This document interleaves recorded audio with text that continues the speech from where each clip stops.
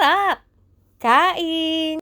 Kembot-kembot sa mahilig sa sanggipsal at yakiniku. Tara! At sabay-sabay tayong gutumin.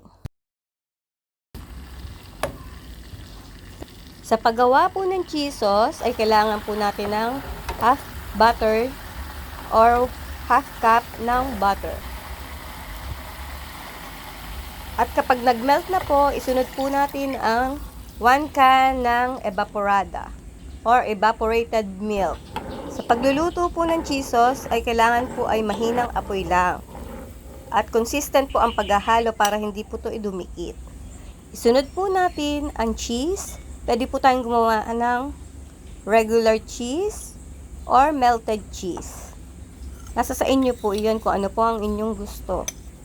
Haluin po natin ito ng dahan-dahan lang upang hindi dumikit ang ating ginagawang cheese sauce. At ang huli po nating ilalagay ay 1 tablespoon ng sugar. Pambalance lang po ito ng lasa para hindi po siya masyadong maalat. At kapag malapot na po ito, ay pwede na po natin itong tanggalin sa apoy at itabi. Para naman po sa ating meat, ay meron po tayong marinated na bulgogi beef. Yan. At meron din po tayong beef enoki with pepper and salt. At meron din po tayong beef yakiniku. At meron din po tayong wina. Ito po ang aking ginamit na uling. Or pwede naman po kayong gumamit ng uling na nabibili lamang sa ating tindahan. Depende po sa inyo kung saan po kayo makakatipid.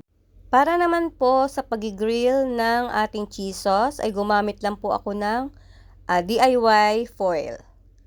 Yan. Tayo na po at mag-ihaw.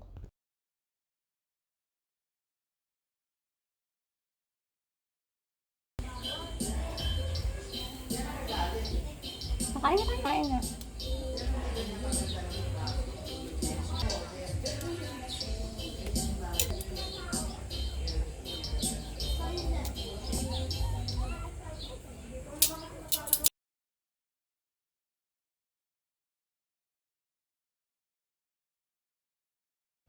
At isa po sa masarap sa pagkain ng sanggipsal sa bahay ay ang may kasama pong chismisan.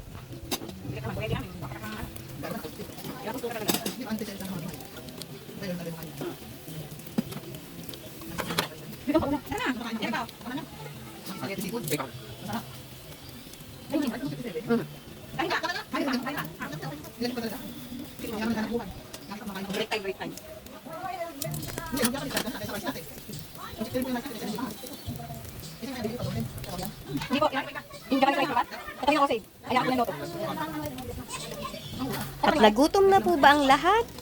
Maraming salamat po sa inyong panonood!